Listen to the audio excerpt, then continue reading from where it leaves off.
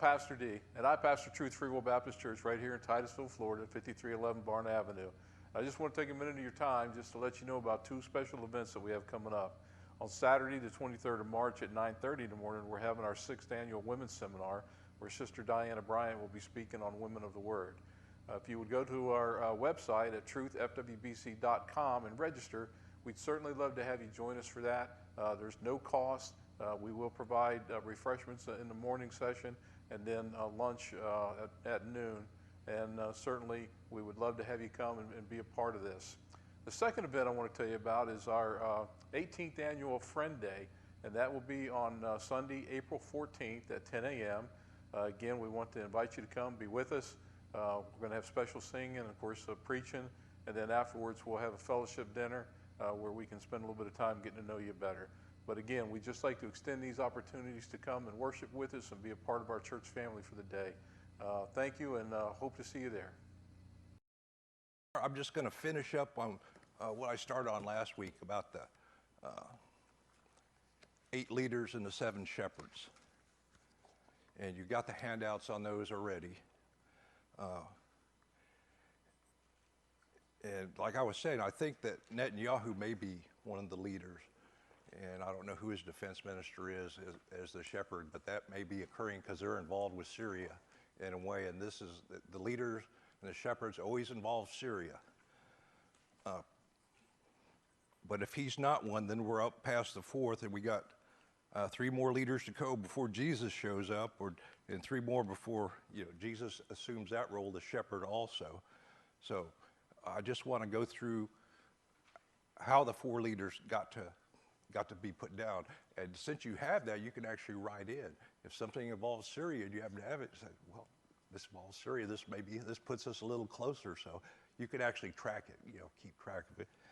Just like a little hurricane map or something. You know something's coming.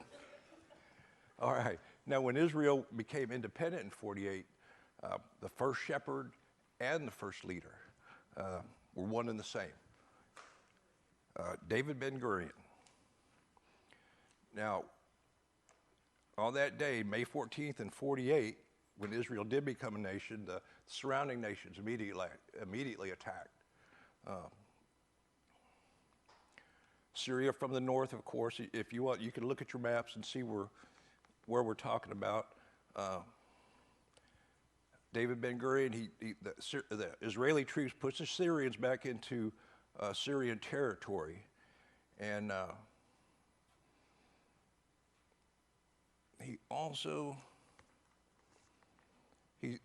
Israel seized the Golan Heights, and Israel gave back part of that, and they made a demilitarized zone. And then Israel occupied right up to the border there. But Israel seized again. That's going to be under another shepherd, though. Now, at the time when Israel became a nation, Ben-Gurion wasn't really a prime minister. He acted in that role because they hadn't elected one yet. So shortly after the war, he was elected prime minister, but he was definitely he called the shots on the defense, so he was defense minister at the same time. Now, in 1967, that's when you had the second shepherd and the second leader.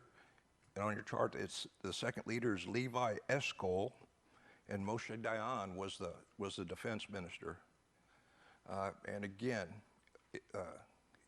Syria invaded from the north and Egypt from the south. And that's when Israel captured the Golan Heights.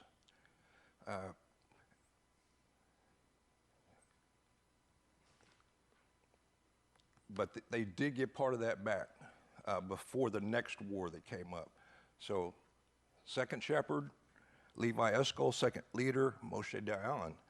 And then in the Yom Kippur War, which is in 1973, the second shepherd was Golda Meir, and Moshe Dayan was still the defense minister. So it was still the second shepherd, even though you're on the third leader.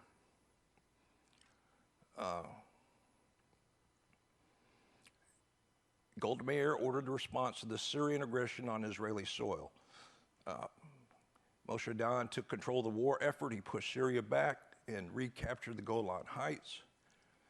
And that tells you why on your charts you have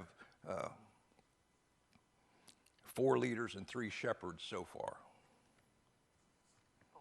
And the interesting thing, I remember this when I was in high school then.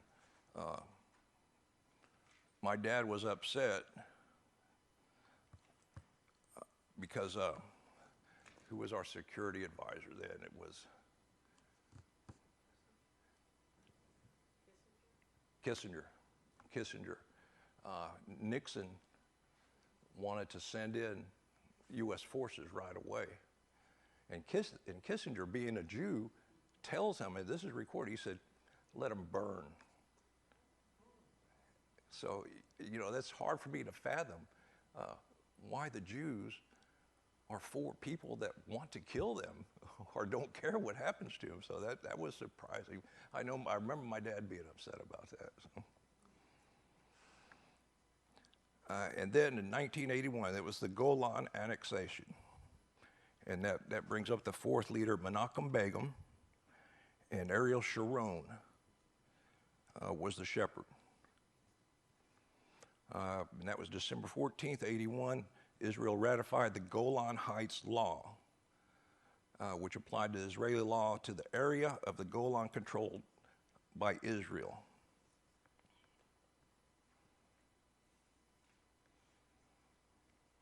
Okay, and then right after that was the Lebanese War, which didn't count for another leader and another shepherd because it wasn't really involving Syria. So that brings us up to what your charts say right now.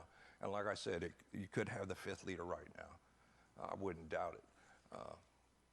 I'd probably have to do a little research, see if there's anything that would be considered that we don't know about that wasn't reported in our news as a Syrian incursion into Israel that Netanyahu responded to or not. I don't believe there was because I don't remember anything major, but we just know it's soon.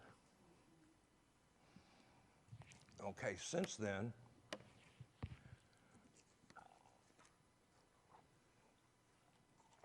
this also in 81, and I remember this, Israel bombed the Iraqi nuclear facility.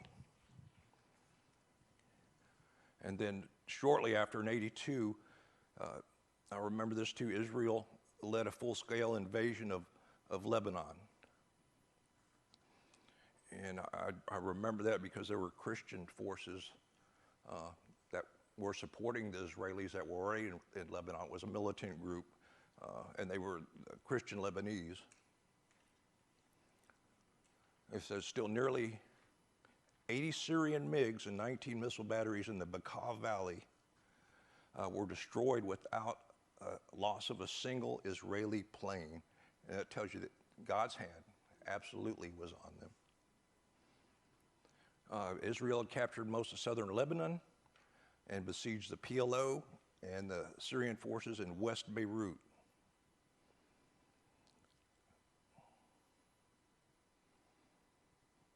And if you were going to count this, it would be counted under the 4th leader and the 3rd shepherd. Syria got out of Lebanon in 2005.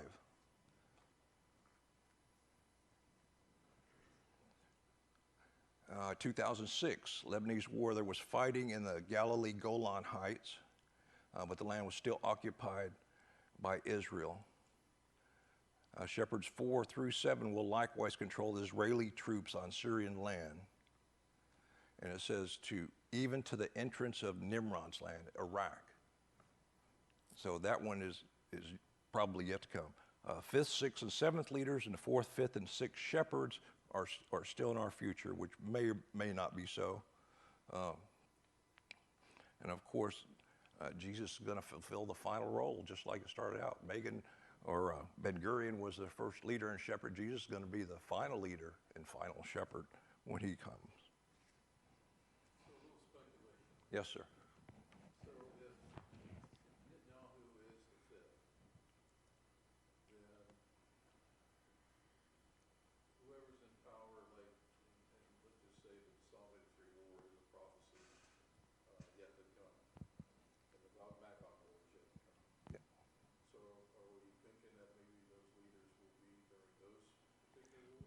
very well be. Very well be. We know that the time of the end is accelerating just by the fulfillment of the prophecy since 1948. So it's coming faster and faster. So those things could happen very rapidly, within maybe a couple, 3 years of each other. Who knows? And when we're talking about Jesus as the eighth leader, we're talking about his Second coming. Second coming, when he actually does set foot, like Warren had brought up. When he comes for the rapture, no, he's not that. But when he sets up the millennial kingdom, he will be. Okay, the next prophecy, those are all the ones that are on, that occurred in 1948. I believe I said there were 20 of those. And the next one that's going to be on your list, it's the Yemenite Jews return. And we get that prophecy out of Isaiah. Isaiah 43, verses 3 through 7. For I am the Lord your God, the Holy One of Israel, your Savior. I have given Egypt as your ransom, Cush and Seba in your place. Since you are precious in my sight, since you are honored and I love you, I will give you other men in your place and other peoples in exchange for your life. Do not fear, for I am with you. I will bring your offspring from the east and gather you from the west. I will say to the north, give them up, and to the south, do not hold them back. Bring my sons from afar, my daughters from the ends of the earth, everyone who is called by my name and whom I have created for my glory, whom I have formed, even whom I have made.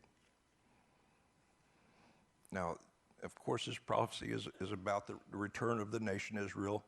And I mean, since the 1880s, Jews have been coming back slowly, but even that's accelerated now, and even more so these days, especially when Israel gets attacked. You have Jews coming from all over the world just to join up with the IDF. Now, it says what the unique thing about this passage, the word used for south is not the usual word in Hebrew. The normal word would be negev, which would be south in Hebrew. But Isaiah uses the word Teman. And that's sometimes used for the word south. It's a region in ancient Idumea. And the Hebrew word for Yemen. So you could see that on the new maps that I handed out where Yemen is. I mean, it's a lot larger than I thought it was. I thought it was just a little strip of country, but it's a rather large chunk south of Saudi Arabia.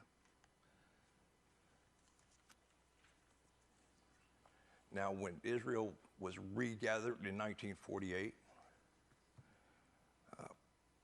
prophecy says that God says, and we covered this prophecy earlier, that when they return, they would be under David, which happened to be David Ben-Gurion.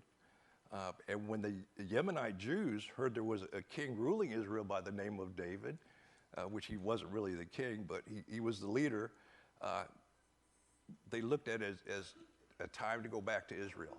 This prophecy's coming, so we're going to go back to Israel. And as in this prophecy, the Lord says, do not hold them back. The Yemenite government did not hold them back. It says 50,000 Yemenite Jews moved to Israel at that time.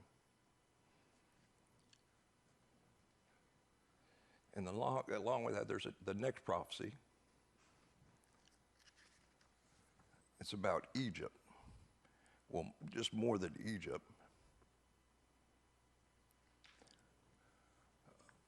And it's under your list is Egypt is no longer a monarchy.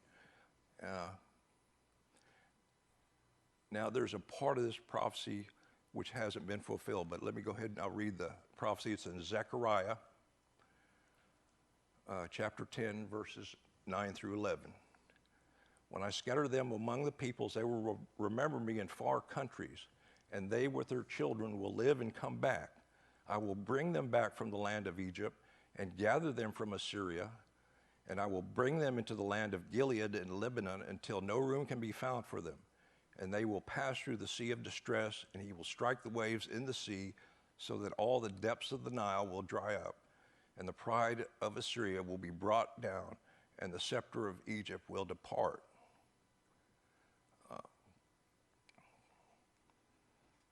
Now this may hint at when the Antichrist comes against Egypt, because the Nile River hasn't dried up, so it's thought that may be the time when the Antichrist attacks Egypt. When that happens, that for some reason the Nile will dry up.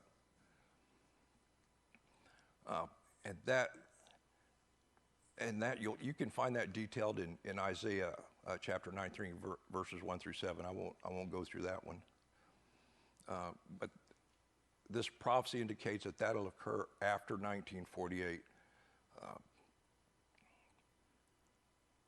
Now the Egyptians, there was a king in Egypt up until 1943. Farouk. It was King Farouk. I remember that because my mother used to tell me, "Who do you think you are, King Farouk?" And he was deposed by Nasser, and Egypt became a republic then in 1953.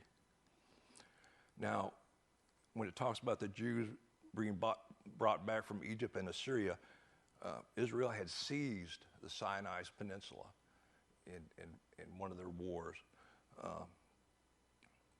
it was then part of Egypt, and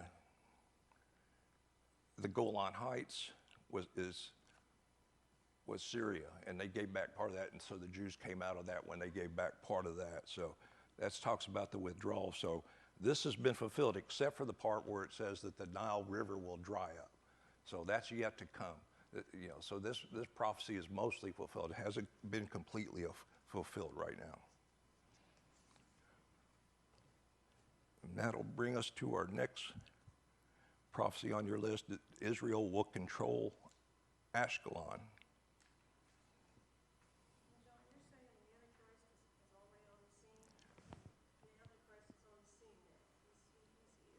What's that? He's always here. He's always been here. He has to be. The devil doesn't know when Jesus is coming back. So he's got to have somebody in mind for every generation. He has to. He doesn't know the time of the end.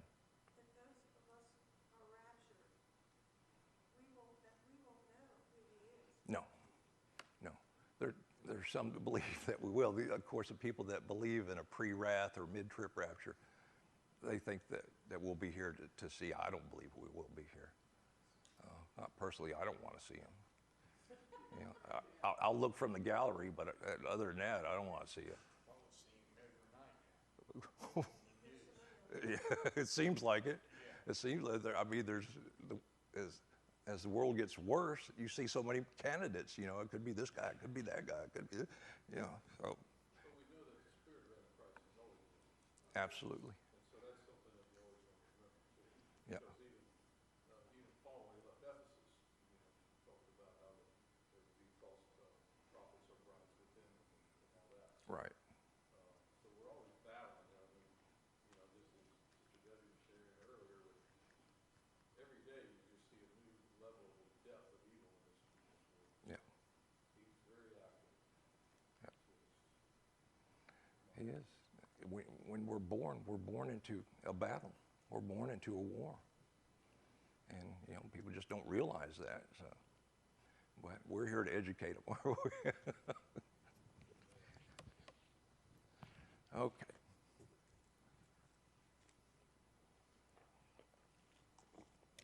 The next prophecy is Zechariah, chapter 9, verses 1 through 8. Excuse me. The burden of the word of the Lord is against the land of Hadrach, with Damascus as its resting place, for the eyes of men, especially of all the tribes of Israel, are toward the Lord, and Hamath also, which borders on it.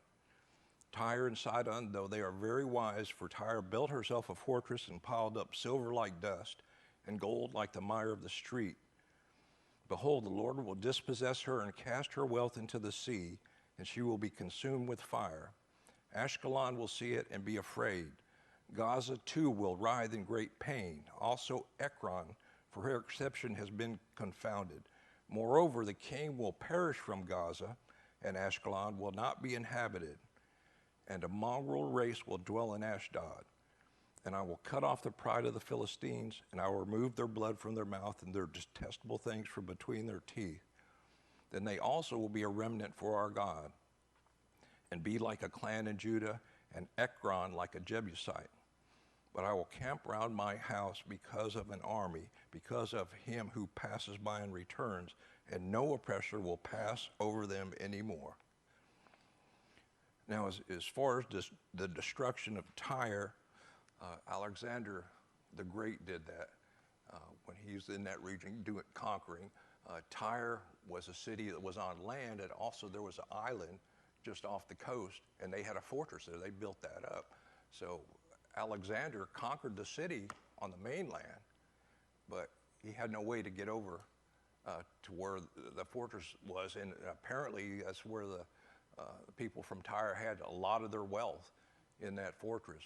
So what Alexander did, he dismantled the city of Tyre and just started throwing all the debris into the water. He built a causeway out of the city's debris and took over the island and conquered Tyre. According to the historian Josephus, after Alexander destroyed Tyre, he went on to wipe out the rest of the Philistines. He attacked and destroyed Ashkelon and Ekron. Ashdod was conquered and made into a port city for Alexander's fleet. It afforded him a way to protect and resupply his troops before he proceeded to conquer Babylon.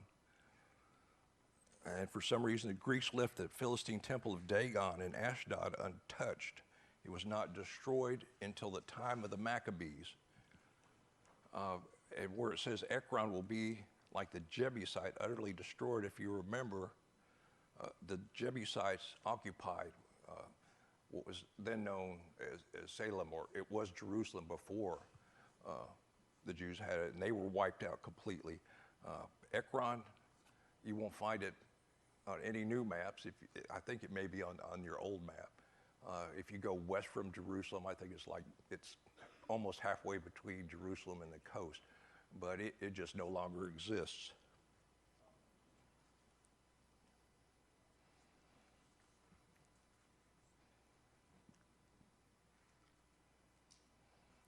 Okay, the next part of the prophecy is Zephaniah, chapter 2, verses 1 through 9.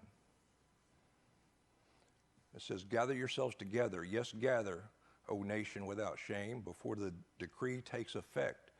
The day passes like the chaff, like the burning anger of the Lord comes upon you, before the day of the Lord's anger comes upon you. Seek the Lord, all you humble of the earth who have carried out his ordinances. Seek righteousness, seek humility. Perhaps you will be hidden in the day of the Lord's anger.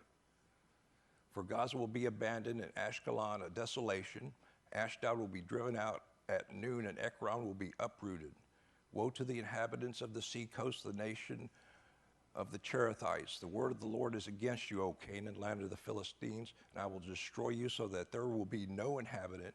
So the sea coast will be pastures with caves for shepherds and folds for flocks. And the coast will be for the remnant of the house of Judah. And they will pasture on it. In the houses of Ashkelon they will lie down at evening, and for the Lord their God will care for them and restore their fortune. I have heard the taunting of Moab and the reviling of the sons of Ammon, which they have taunted my people and become arrogant against their territory."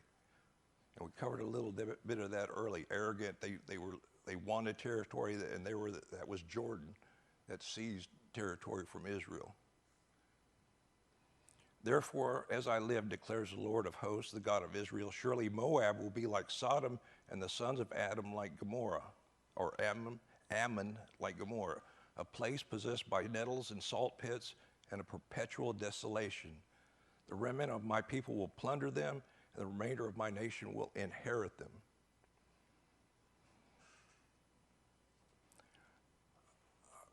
Now, obviously, in the prophecy, God promises the humble that they will be hidden in the day of the Lord's anger. And that applies to us as well as any other Christian. That's a suggestion of the rapture.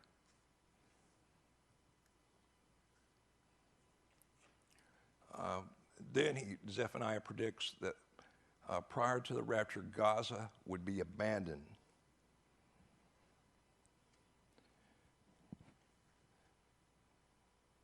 It says Gaza and Gaza City have been conquered many times in war, but never just handed away to an enemy. Then in AD 2005, Ariel Sharon forsook all of Gaza by handing it over to Hamas.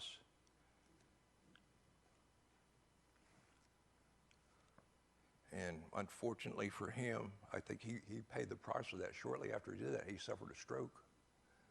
He didn't die, but I don't know if he's still alive today. He's still in a coma. He was in a coma for several years, and that's another indication. You don't divide or give away the land that was promised to Israel. You don't interfere with that.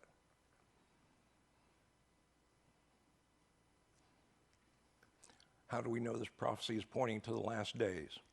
We have already seen the destruction of the Philistines and Ashkelon and the Greek occupation of Ashdod. In the Middle Ages, Ashkelon and Ashdod became uninhabited pasture land. And then in AD 1948, when Israel became a nation again, Jordan, which again, if you refer to your maps, that's Moab and Ammon, invaded the new country of Israel, captured the West Bank. Then Jordan continued the occupation until the Six-Day War in 1967. The cities were then under the control of the remnant of the house of Judah. Modern Ashkelon, founded in 1951 after the Israelis captured territory of the War of Independence, grew to be the 8th largest city in Israel by 2005. Modern Ashdod, founded in 1968 after the Six-Day War, grew to become the 5th largest city in Israel by 2005. And then again, like I'd mentioned, Ekron was never rebuilt, and it still is in ruins. Jordan captured the West Bank in 1948, but they relinquished it after the Six-Day War in 1967. And remember this number, they controlled it for 19 years. By the year AD 2000, the old city parts of Ashkelon and Ashdod were restored to their original fortune. Basically, they're tourist attractions now.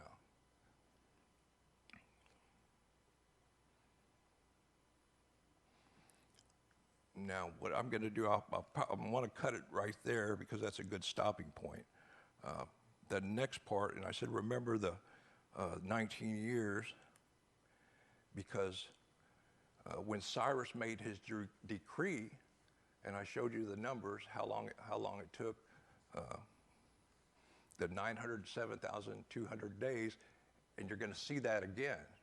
That same timeline is going to reappear, and we're going to talk about that next Thursday. And this was the decree from Darius, or you could say Darius. It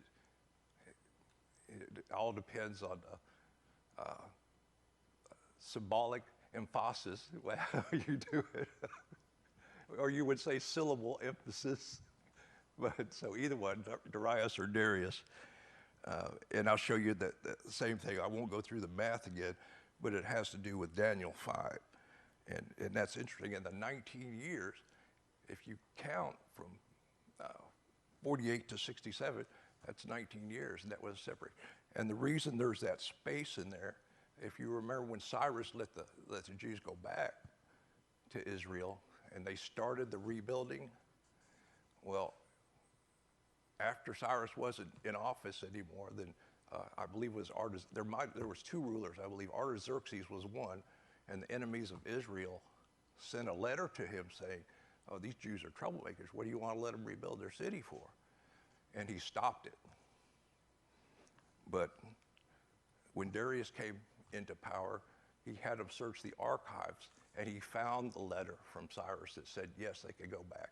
So they went back, and they got control of the Temple Mount then to finish their rebuilding, and that was exactly 19 years after that. So, but we'll go into that. And we've got a little bit more, maybe another Thursday or two. So